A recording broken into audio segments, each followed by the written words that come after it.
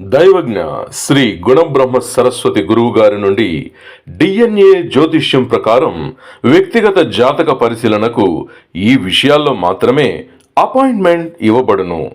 జన్మ సంధి లగ్న సమయం సరిదిద్దడానికి, కెరియర్ సంబంధ నిర్ణయంలో సరైన సలహాలు, వివాహం ఎవరితో ఏ యోగంలో చేసుకుంటే బాగుంటుంది, ఇరువురి వివాహ ప్రాప్త పొంతనాలు, అది పెళ్లి వరకు వెళుతుందా లేదా, మీ స్వంత నిర్ణయంతో వివాహమయ్యాక ఫెయిల్ అయి ఉంటే విడాకుల్లో నిర్ణయాలు మరియు రెండవ వివాహ ప్రాప్తం ఉందా, విదేశీయాన యోగం వెళ్ళవచ్చా, వెళితే మంచిదా, డిఎన్ఏ పరంగా పేరు మరియు ఇంటి వాస్తు సరిచేయడం, గురువుగారిని అడగకూడనివి ఏవంటే నిర్ణయాలు మునిపే మీరు తీసేసుకుని అవి ఎలాగుంటాయి, ఎప్పుడు జరుగుతుంది, భవిష్యత్తు ఎలా ఉంటుంది, ఫలానా విషయం జరగాలంటే పరిహారాలు ఏమిటి, ఇలాంటివి అడగాలనుకునే వారికి అపాయింట్మెంట్ తిరస్కరించబడును. గమనించగలరు.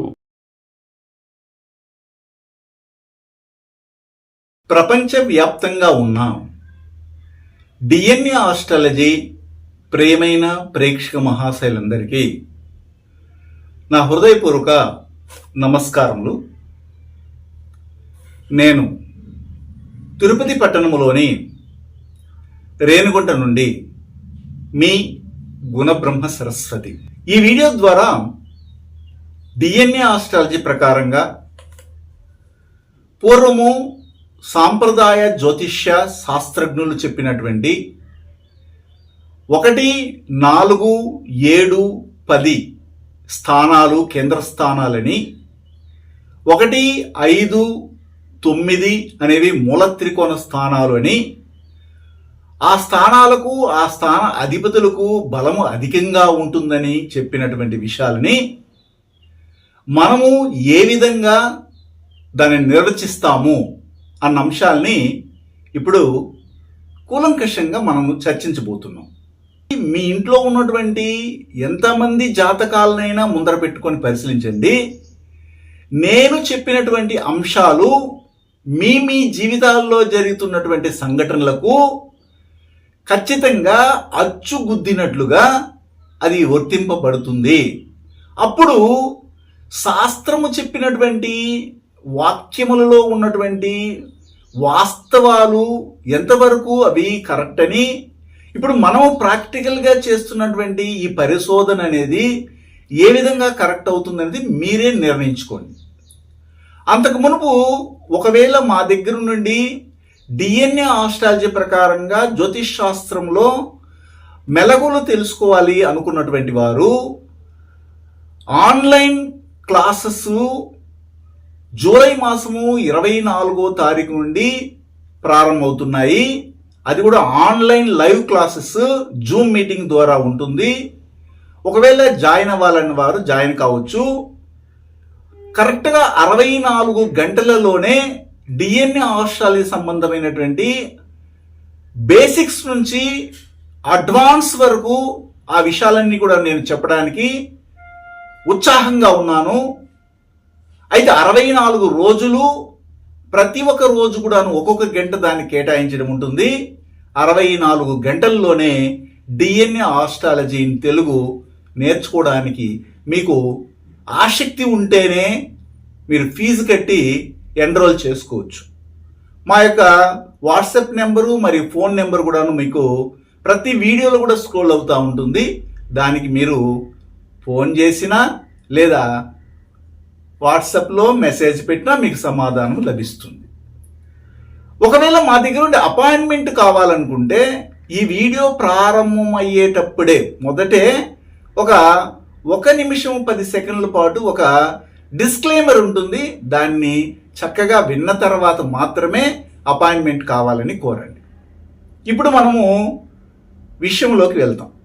అదేమిటంటే ఈ ప్రపంచంలో ఉన్నటువంటి 800 కోట్ల జనాభాలకి ఏర్పడినటువంటి జాతక చక్రం ఒకటే. అందులో 12 భావాలే ఉంటాయి. లగ్నం అనేది వేరువేరుగా ఉండవచ్చు. ఒకరు మేష లగ్నంలో పుట్టవచ్చు, ఒకరు వృషభ లగ్నంలో పుట్టవచ్చు, ఇలాగ క్రమంగా ఒకరు మీన లగ్నంలో కూడా పుట్టొచ్చు. 12 లగ్నాల్లోనే పుట్టాలి. వేరే ఒక కొత్త లగ్నం 13వ లగ్నం అనేది లేదు. ఇది అందరికీ తెలుసు. అయితే ఏ లగ్నంలోనైనా పుట్టని ఆ లగ్నాన్ని 1 అంటాం. ఆ 1 నుంచి కుడివైపు కానీ మనం లెక్కలు కట్టుకుంటూ వెళ్తే క్లాక్ వైజ్ డైరెక్షన్ అంటాం. అలా వెళ్తే 4వ భావము, 7వ భావము, 10వ భావము వారికి సంబంధించినటువంటి గ్రహాలు, భావాధిపతులు అంటారు. 1, 4, 7, 10 భావాలు, భావాధిపతుల్ని కేంద్ర స్థానాలు, కేంద్ర భావాధిపతులు అంటారు.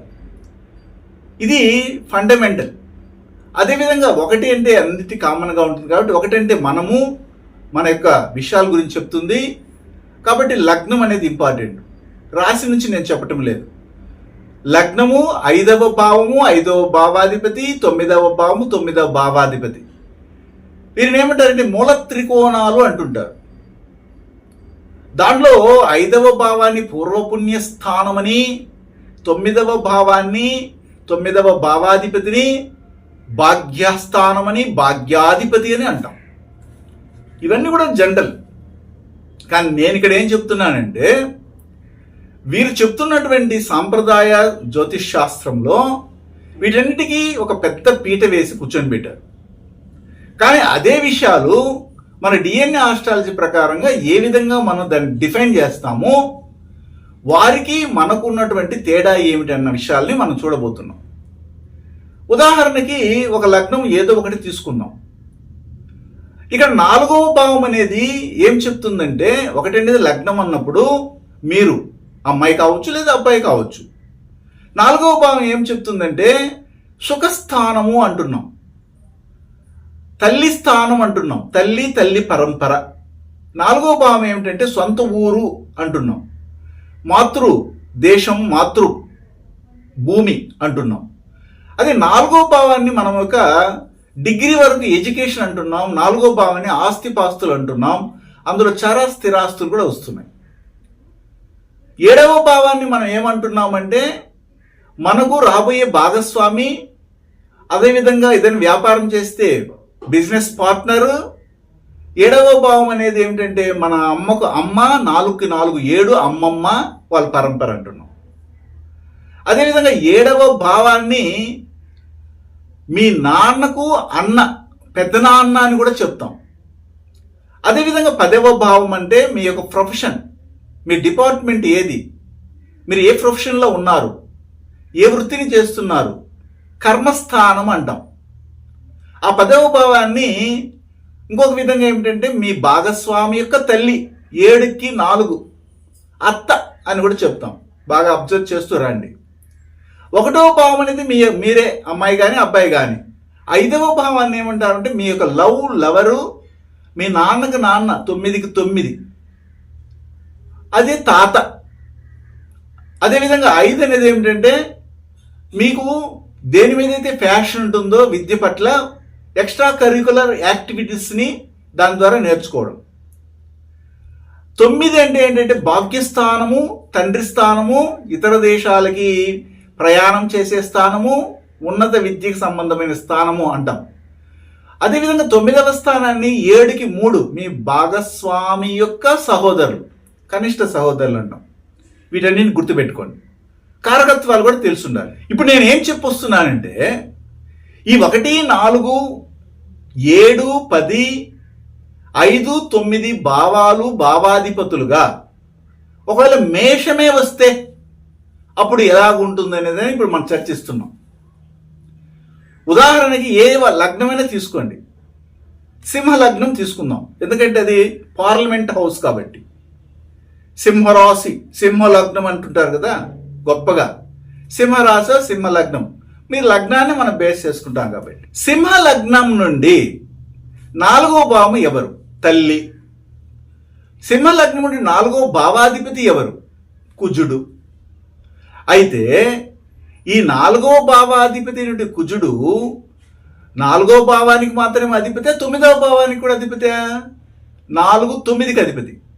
బాగా గమనించండి. సింహ లగ్నానికి చెందినటువంటి వారికి 4వ భావానికి మరియు 9వ భావానికి అధిపతి. 4 అనేది సుఖస్థానము, కేంద్రస్థానము. 9 అనేది భాగ్యస్థానము. అప్పుడు ఈ 4, 9 భావాధిపతి అయినటువంటి కుజుడు సింహలగ్నానికి ఒకవేళ 9లోనే కూర్చోన్నారు, మేషంలోనే ఉన్నారంటే అప్పుడు ఇద్దరికి ఇక్కడ ప్రభావం చూపిస్తా ఉంది. అది ఎవరికి? తండ్రికి, తల్లికి. అప్పుడు సింహలగ్నానికి చెందినటువంటి వారు ప్రపంచంలో ఎన్ని వేల కోట్ల మంది అయినా ఉండని 4వ భావాధిపతి 9వ భావాధిపతి అయినటువంటి కుజుడు 9లోనే మేషంలో ఉండడం వల్ల ఆ మేషం మనకి ఎలాంటి రిజల్ట్స్ ఇస్తుంది అని మనం మొదటే చెప్పుకున్నాము.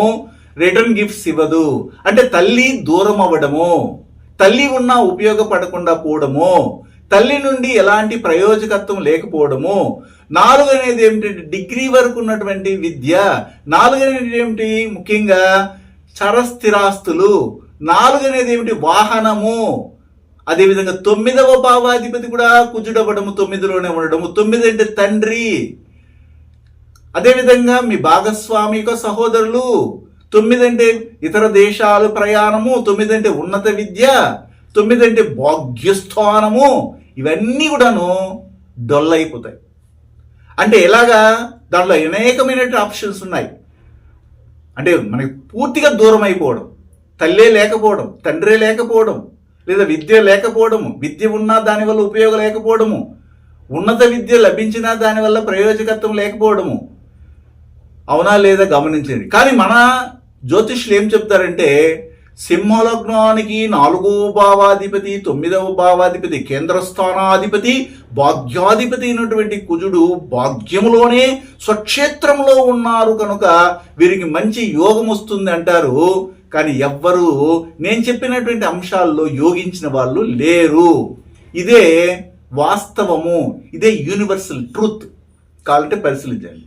దానికి ఒకటే కారణము, మీ లగ్నము ఏదైనా కానీ ఆ లగ్నములో నుండి ఏ భావాధిపతి వెళ్ళి మేషములో ఉన్నా ఆ భావ కారకత్వాలు ఎట్టి పరిస్థితుల్లో రిటర్న్ గిఫ్ట్స్ ఇవ్వవు, మనకు అవసరానికి ఉపయోగపడవు.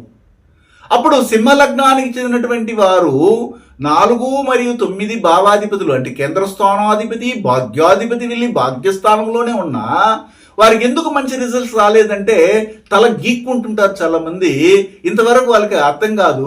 నవాంశలు వెళ్ళి చూస్తారు, లేకపోతే వేరే వాళ్ళ బాధకాధిపతి దృష్టి పడుతూ ఉందని, నీచగ్రహ దృష్టి పడుతుందని, లేదా పలానా శత్రువు యొక్క గ్రహం యొక్క నక్షత్ర చారులో ఉన్నారని ఇవన్నీ కథలు చెప్తారు. మనం ఒకటే ఒక కారణం చెప్తున్నాము. అదేమిటంటే మీ లగ్నము ఏదైనా కానీ ఈ 4వ భావాధిపతి, ఇప్పుడు సింహలగ్నానికి అయితే 2టికి భావాలకి అధిపతి, 4కి 9కి భావాధిపతి కుజుడు అవ్వడం వల్ల 2టికి కలిపి నేను చెప్పాను. అప్పుడు ఏమవుతుంది? ఇబ్బంది అవుతాను. ఇది గమనించండి.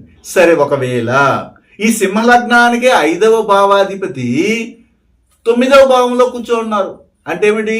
సంతానాధిపతి. 5 అంటే సంతానాధిపతి, పూర్వస్థానాధిపతి భాగ్యస్థానంలో వెళ్ళి కూర్చున్నారు. అప్పుడు వీళ్ళకి ఎలా ఉండాలి? ఓ అని ఉండాలి కదా. కానీ ఏమి ఉండదు.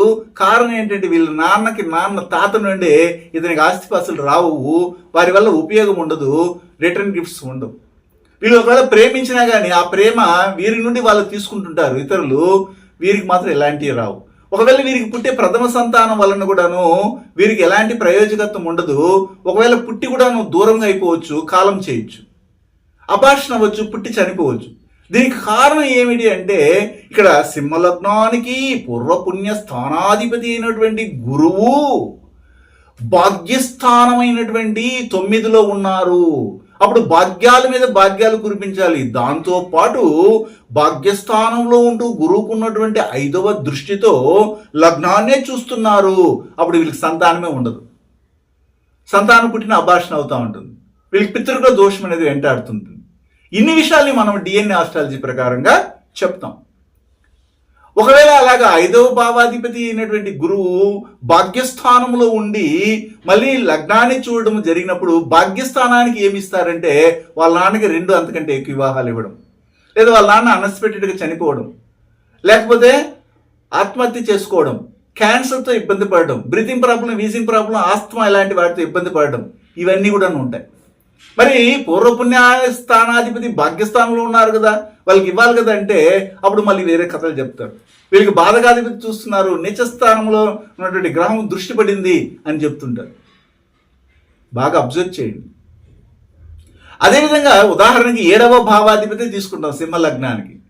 7వ భావాధిపతి ఎవరు? శని. శని వెళ్ళి 9లో ఉన్నారు అంటే ఏమిటి? కేంద్ర స్థానాధిపతి. 7 అంటే కేంద్ర స్థానం. ఆ కేంద్ర స్థానాధిపతి భాగ్యస్థానంలో ఉన్నారు. అప్పుడు వీళ్ళకి మంచి జరగాలి కదా. కానీ ఆ 7 అనేది ఎవరంటే భాగస్వామి, అమ్మకు అమ్మ కుటుంబము, లేకపోతే వీళ్ళ యొక్క నాన్నకి అన్న పెద్దనాన్న కుటుంబం నుండి వీళ్ళకి ప్రయోజకత్వమే ఉండదు. వారి వలన వీళ్ళు వారి యొక్క అనుగ్రహాన్ని, అనుకూలతను వీళ్ళు జీవితంలో అనుభవించరు. అంతెందుకు వాళ్ళ భర్త యొక్క విషయాలు కూడా వీళ్ళు అనుభవించలేకపోతారు. మొన్నటికి మొన్న ఒక జాతకం వచ్చింది, బాగా గమనించండి. వారిది మిథున లగ్నం. ఒక అమ్మాయి మిథున లగ్నంలో పుట్టింది. వాళ్ళ అమ్మగారు నా దగ్గర అపాయింట్మెంట్ తీసుకున్నారు. ఇక్కడ పేర్ల గురించి, డేట్ ఆఫ్ బర్త్ గురించి నేను చర్చించడం లేదు, సబ్జెక్టు గురించి చర్చిస్తున్నాను. జాతకం అంతా చెప్పించుకున్నది ఆ అమ్మ. కంప్లీట్గా చెప్పాను. ఆమెకి వివాహ జీవితం ఇలాగా డిజైన్ చేసి ఇచ్చాను. ఆ తర్వాత చివరిలో ఒక క్వశ్చన్ అడిగింది. ఏమిటమ్మా? ఏమండి గురుగారు, మా యొక్క భర్త తొందరగా చనిపోయినారు, దానికి కారణం ఏమిటి అనేది ఈ అమ్మాయి జాతకంలో ఉంటుందా అని అడిగింది. నేను మొదట ఏమన్నానంటే ఇది ప్రెడిక్షన్ కిందకు వస్తుంది, సరే చూద్దాంలేండి. ఇది ప్రెడిక్షన్ అయితే కాదు, ఎందుకు చనిపోయినారు అని క్వశ్చన్ వేశారు కదా. ప్రెడిక్షన్ అంటే ఏమిటి? ఎలా, ఎప్పుడు, ఇలాంటి విషయాలను అడుగుతారు ప్రెడిక్షన్ అనేది. అందుకే నేను చెప్తున్నాను, prediction is an idiotic nonsense according to the DNA astrology అని చెప్తున్నాను. అయితే ఈమె ఏమడిగింది? ఎందుకు చనిపోయినారు, ఎందుకు తనకు తండ్రి దూరమైనారు అని అడిగింది. అప్పుడు అమ్మాయి జాతకంలో పరిశీలిస్తే ఆమె లగ్నం మిథున లగ్నం అయ్యి, మిథున లగ్నానికి తండ్రి ఎవరు? 9వ భావం కదా. 9వ భావం ఏమిగా వస్తుంది? మిథున లగ్నానికి కుంభము కదా. అప్పుడు కుంభానికి అధిపతి ఎవరు? శని కదా. శని ఎక్కడ వెళ్ళి కూర్చున్నారో చూశారు. కరెక్ట్గా ఆ అమ్మాయి లగ్నం మిథున లగ్నానికి 11వ స్థానంలో వెళ్ళి కూర్చున్నారు శని. 11వ భావం ఏమిటి అని చూస్తే మేషము. అప్పుడు మేషము తండ్రిని తినేస్తుంది. తండ్రి నుండి రిటర్న్ గిఫ్ట్స్ రావు. తండ్రి యొక్క ప్రేమ అనురాగాలు ఆ బిడ్డకు అందకుండా ఆ మేషము రిటర్న్ గిఫ్ట్స్ని ఇవ్వదు. ఒకవేళ జీవించి ఉన్నా, ఎట్టకేలుగా అతను ఈమెకు సంబంధించినటువంటి తండ్రి జీవించి ఉన్నా ఈ అమ్మాయికి ఖచ్చితంగా ప్రేమ అనురాగాలు పంచడు. ఒకవేళ జీవించి ఉన్నప్పుడు ఏమన్నా మంచిగా చూసుకున్నాడమ్మా మీ బిడ్డని, మీ భర్త అంటే లేదండి అని చెప్పింది ఆమె. అప్పుడు ఇవన్నీ కూడా ప్రూఫ్ అనమాట, లైవ్లో ప్రూఫ్ చేస్తున్నాం మనం. ఇవన్నీ కూడా నిజ జీవితంలో మనం అప్లై చేస్తే తెలుస్తుంది. అప్పుడు భాగ్యాధిపతి కదా, భాగ్యాధిపతి లాభస్థానంలో వెళ్ళి కూర్చున్నారు కదా. అప్పుడు భాగ్యాధిపతి అయినటువంటి శని లాభస్థానంలో కూర్చున్నప్పుడు తండ్రి వల్ల లాభాలు కలగాలి కదా.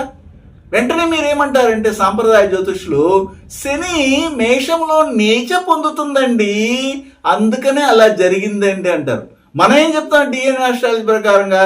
నీచ ఉచ్చ స్థానాలకి ఇక్కడ డిఎన్ఏ ఆస్ట్రాలజీలో తావు లేదు.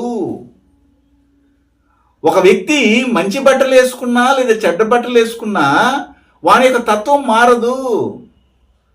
కుక్కను తీసుకెళ్లి సింహాసనం మీద కూర్చొని పెట్టినా ఆ సింహాసనాన్ని గలిచేస్తుంది, కానీ కుక్క ఇంకేం దాన్ని శుద్ధంగా నీట్ అండ్ క్లీన్గా పెట్టుకోదు. అంతేగాని దాని తత్వం ఎక్కడైనా ఒకలాగానే ఉంటుంది. అంతేగాని స్థానం మార్చినప్పుడు మాత్రాన కుక్క నేను సింహాసనం మీద కూర్చున్నాను కాబట్టి నేను గొప్పగా ఉంటాను, కిరీటం పెట్టినారు కాబట్టి నేను ఇట్లా రాజు అయిపోయినా అనుకోదు. ఆ విధంగా ఉచ్చ నీచ స్థానాలకి విలువ లేదు, ఎక్కడన్నా ఒకలాగానే ప్రవర్తిస్తాయి. కానీ ఆ స్థానము వీరికి ఎలాంటి ప్రాప్తాన్ని ఇచ్చింది అనేది మనం పరిశీలిస్తాం డిఎన్ఏ ఆస్ట్రాలజీ ప్రకారంగా. ఇది ప్రాక్టికల్లీ జరిగినవే. ఒకవేళ ఇప్పుడు అదేవిధంగా మనం తీసుకోవచ్చు, భాగ్యాధిపతి గురించి చెప్పిన, 4వ భావాధిపతి గురించి చెప్పిన, 7వ భావాధిపతి గురించి చెప్పిన, ఇప్పుడు 10వ భావాధిపతి. అదే జాతకంలోనే నేను చూశాను. ఏమిటంటే అమ్మాయి జాతకంలోనే 10వ భావాధిపతి అయినటువంటి గురువు 11లో ఉన్నారు. అప్పుడు 10, 11 లాభాస్థానములో ప్రొఫెషన్ అధిపతి 10, 11 చేసే ప్రతి వృత్తిలో కూడాను లాభాలు రావాలి కదా, పైసా లాభం రాదు. దానికి 10 మరియు 7వ భావాధిపతి అంటే 7 అనేది ధనుసు రాశి, ధనుసు భావము. అంటే 7వ భావాధిపతి 10వ భావాధిపతి అయినటువంటి గురువు 11వ స్థానంలో లాభస్థానంలో ఉన్నారు. కాబట్టి ఈమెకు వచ్చే భర్త వల్ల లాభాలు ఉన్నాయి, ఈమె చేసే ప్రొఫెషన్ వల్ల లాభాలు ఉన్నాయి, సర్ప్రైజ్ గెయిన్స్ పొందుతుంటే వీటన్నిటికి వ్యతిరేకంగా వాళ్ళ జీవితం జరుగుతూ ఉంటుంది. కానీ వీళ్ళ దగ్గర చెప్పించుకుంటారు, జరగలేదు అనేసి వెళ్తే దీనికి పరిహారం చేయండి అంటారు. లేదు పరిహారం చేసినా జరగలేదంటే చివరికి మన రూట్లోకి వస్తారు. అది కర్మ అండి అంటారు. బాగా వినండి, మిథున లగ్నానికి 7వ భావాధిపతి 10వ భావాధిపతి గురువండి. ఆ గురువు వెళ్ళి మేషంలో కూర్చునేస్తారు 11వ భావంలో. అప్పుడు 7 అనేది భాగస్వామి వచ్చేవారు, అలాగే అమ్మకు అమ్మ కుటుంబము, నాన్నకి అన్న కుటుంబము, అలాగే ముఖ్యంగా భాగస్వామి వ్యాపారాలు చేసే వ్యక్తి, వీరి వల్ల లాభాలు ఉండాలి కదా. ఎందుకు లాభాలు లేదు, లాసే అక్కడ కూర్చోన్నారంటే మేషం అనేది ఇక్కడ పనిచేయదు. అదేవిధంగా 10వ భావం ఎవరు, అత్త, పిల్లని అంటే అమ్మాయి అనుకోండి, అమ్మకు వచ్చే అత్త భర్త యొక్క తల్లి, ఆమె వల్ల ఉపయోగం ఉండదు, లేదా ఆమె లేకుండానే ఉండవచ్చు. ఒకవేళ ఆమె ఉంటే ఆమె cancer, breathing problem, wheezing problem, asthma వస్తుంది.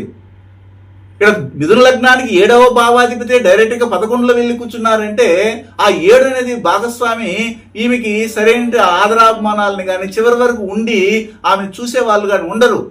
అలాంటప్పుడు మనం ఏం చేస్తామంటే ఈ జాతకాన్ని తీసుకుని వీరికి ఇలాంటి వారితో కానీ వివాహం చేస్తే వీటన్నిటిని నల్లిఫై చేయవచ్చు అంటాం. అంటే ఇలాగే జరిగిపోతుందని మనం చెప్పడం లేదు, దాన్ని మనం రెక్టిఫై చేస్తాం. ఓహో మీకు ఇలాగ డిజైన్ చేసి పంపించాడు భగవంతుడు, దాని నుండి మనం తప్పించుకోవాలనుకుంటే మీ రూట్ మార్చండి, అప్పుడు దానికి ఊబిలో మీరు పడరు అని మనం చెప్తాం.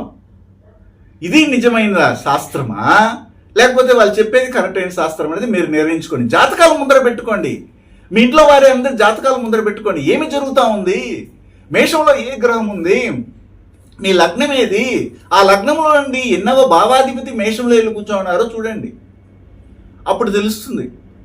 ఒకవేళ మీ లగ్నములో నుండి ఇప్పుడు నేను చెప్పినటువంటి 1, 4, 7, 18 కేంద్ర స్థానాల గురించి చెప్పాను. 1, 5, 9 స్థానాలు కేంద్ర పూర్వపుణ్య స్థానం అని, భాగ్యస్థానం అని, మూల త్రికోణ స్థానాలు అని చెప్పిన. లగ్నం తీసుకున్నా సింహ లగ్నం అని, మీరు ఏ లగ్నం అని అప్లై చేసుకోండి, రిజల్ట్స్ అయితే అదే ఉంటాయి, ఏమాత్రం మారదు. ఉదాహరణకి కన్యా లగ్నమే తీసుకుందాం. కన్యా లగ్నాధిపతి బుధుడు. అయితే కన్యా లగ్నం నుండి 4వ భావాధిపతి గురువు, 7వ భావాధిపతి కూడా గురువే కదా. అప్పుడు 4 అంటే ఎవరు, తల్లి, అదేవిధంగా వాహనము, ఆస్తిపాస్తులు, సుఖస్థానం అంటున్నాం కదా. అప్పుడు అదే 4వ భావాధిపతి 7వ భావాధిపతిని గురువు వెళ్ళి 8వ స్థానంలో కూర్చున్నారు మేషంలో. అప్పుడు వీళ్ళేమంటారు, 8వ స్థానం అస్తంగమైందండి. 4, 7 భావాధిపతి అయినట్టు గురువు 8 అస్తంగమైనాడు కాబట్టి ఇలాగైందని అంటారు. అది కరెక్ట్ కాదు. మనం ఏం చెప్తున్నామంటే ఏ లగ్నానికైనా కానీ 4, 7, 10 మరియు 5, 9 భావాధిపతులు వెళ్ళి మేషంలో కూర్చుంటే వాటి తత్వాన్ని కరెక్ట్గా ఈ జాతకులకు అవసరమైనప్పుడు ఇవ్వరు అని చెప్తున్నాం. అది నిజమా కాదనే నిరూపణకు ఎక్కడ చూడాలంటే మీ జాతకాలని పరిశీలించుకోండి, లేదా మీ పూర్వీకుల జాతకాలను పరిశీలించండి. వాళ్ళు ఏ విధమైనటువంటి ఫలితాలను పొందారో దాన్ని బట్టి మన DNA ఆస్ట్రాలజీ అనేది సిలబస్లో జాయిన్ చేస్తున్నాం. ప్రాక్టికల్గా జీవితాలకి దగ్గరగా ఆ విధంగానే చూసుకోండి. ఇప్పుడు కన్యా లగ్నానికి 10వ భావాధిపతి కూడా బుధుడు అవ్వడం జరిగింది. అప్పుడు 1, 10 భావాధిపతి అయినటువంటి బుధుడే మేషములో వెళ్ళి కూర్చున్నారు అనుకోండి. అప్పుడు ఎవరి వల్ల ఉపయోగం, మీ వలన మీకే ఉపయోగం ఉండదు. మీరు ఊళ్ళో వాళ్ళకంతా ఉపయోగపడుతుంటారు, మీరు ఊరికి అందరికి లిఫ్ట్గా ఉంటారు, అందరూ డెవలప్ అవుతుంటే మీరు చూస్తుంటారు. నా వల్ల అతను గొప్పోడైనాడండి, ఈరోజు పోజులు కొడుతున్నారని అందరికి చెప్పుకోవడానికి ఉపయోగపడుతుంది ఆ మాట. కానీ మీకు అంత టాలెంట్ ఉండి కూడా మీ టాలెంట్ మీకు ఎందుకు ఉపయోగపడలేదనేసి అనుకుంటున్నారు. మీ లగ్నాధిపతి అయినటువంటి బుధుడే నేరుగా వెళ్ళి ఎక్కడ కూర్చున్నారు, మేషంలో కూర్చున్నారు. అప్పుడు మీ లగ్నాధిపతి ఏదైనా, మీ లగ్నం ఏదైనా ఉండని ఆ లగ్నాధిపతి వెళ్ళి మేషంలో కూర్చుంటే మీకే ఉపయోగపడరు, మీరు మీకే ఉపయోగపడరు. అది ఏ లగ్నమైనా కానీ. ఇప్పుడు వృశ్చిక లగ్నానికి అధిపతి ఎవరు, కుజుడు. కుజుడు వెళ్ళి మేషం 6వ భావంలో కూర్చుంటే మీకు మీ యొక్క ప్రొఫెషనే మీకు ఉపయోగపడదు, మీ సర్వీసే మీకు ఉపయోగపడదు. మీ చేతిలో మీరు ఎక్కడైనా వెళ్ళి డబ్బు తీసుకొచ్చి లోన్ తీసుకొచ్చినా ఆ లోనే మీకు ఉపయోగపడదు, వేరే వాళ్ళకి పెట్టాల్సిందే. ఇలాంటి పరిస్థితి ఏర్పడుతుంది. అంటే మేషము అనే భావములో గ్రహాలు లేకుండా ఉంటే ఇంకా మంచిది అని చెప్తుంటా. కాబట్టి మనం చెప్పే పాయింట్ ఏమిటంటే, సాంప్రదాయ జ్యోతిష్యంలో చెప్తున్నటువంటి 1, 4, 7, 10 అనే కేంద్ర స్థానాలు, కేంద్ర స్థానాధిపతులు, 1, 5, 9 భావాలు, భావాధిపతులు అని చెప్పబడే పూర్వపుణ్యస్థానము, పూర్వపుణ్యస్థానాధిపతి, భాగ్యస్థానం, భాగ్యస్థానాధిపతులు ఒకవేళ అవి మేషంతో సంబంధపడినప్పుడు అక్కడ నుంచి రిజల్ట్స్ ఇవ్వటం లేదు, వీళ్ళు తనకలాడినా కానీ ఆ రిజల్ట్స్ రావు, అప్పుడు ఏమి చేయాలి అనే దాన్ని మన వ్యక్తిగతంగా మన డిఎన్ఏ ఆస్ట్రాలజర్ దగ్గర పరిశీలన చేసుకున్నప్పుడు వాళ్ళు చెప్పే విషయాలని మీరు కానీ ఆచరించగలిగితే దాని నుండి కూడా మీకు ఫలితాలు పొందవచ్చు అని నేను చెప్తున్నా. అయితే పరిహారం అని మాత్రం రాకండి దయచేసి. దానిని మార్చేసి మీకు ఏదో పరిహారం చెప్తామని మాత్రం దయచేసి మా దగ్గర రాకండి. మీలో మార్పులు తీసుకొచ్చి మీరు ఇలాగే చేయండి, మీరు తీసుకొచ్చినటువంటి కార్మిక రిజిస్ట్రీ మీ జాతకములో లగ్నం ఉండి 4వ భావాధిపతో లేదా 5వ భావాధిపతో 7వ భావాధిపతో 10వ భావాధిపతో 9వ భావాధిపతో వెళ్ళి మేషంలో కూర్చున్నప్పుడు ఇలాంటి రిజల్ట్స్ వస్తాయి. ముందుగా కానీ మనం కానీ తెలుసుకోగలిగితే ఇది ఒక అలర్ట్ మెసేజ్గా మేము చెప్తాము, దాని నుండి బయటపడవచ్చు అంటాం.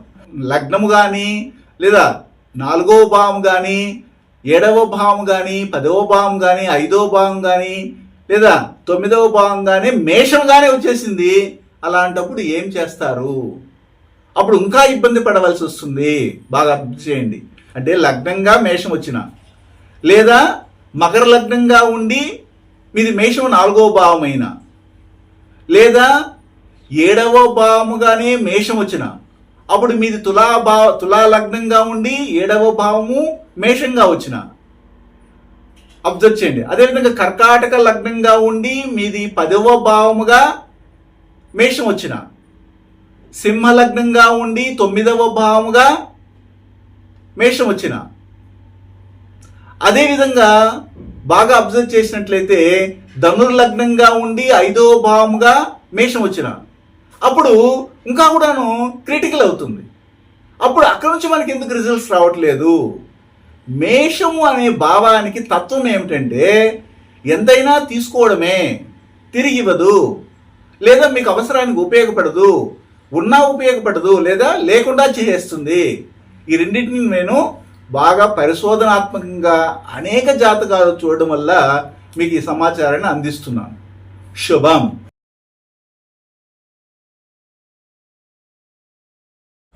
గురువు గారి నుండి డిఎన్ఏ ఆస్ట్రాలజీ ప్రకారంగా మీ జాతక పరిశీలన చేయించుకుని సలహాలు, మార్గదర్శకాలను పొందాలంటే మా త్రిశక్తి డిఎన్ఏ ఆస్ట్రాలజీ యూట్యూబ్ ఛానల్లో మరిన్ని వీడియోలు చూసి ఒక అవగాహనకు వచ్చాక మీకు ఉపయోగపడుతుందనిపిస్తేనే ఫోన్ ద్వారా కానీ లేదా డైరెక్ట్గా కానీ అపాయింట్మెంట్ కొరకు సంప్రదించగలరు.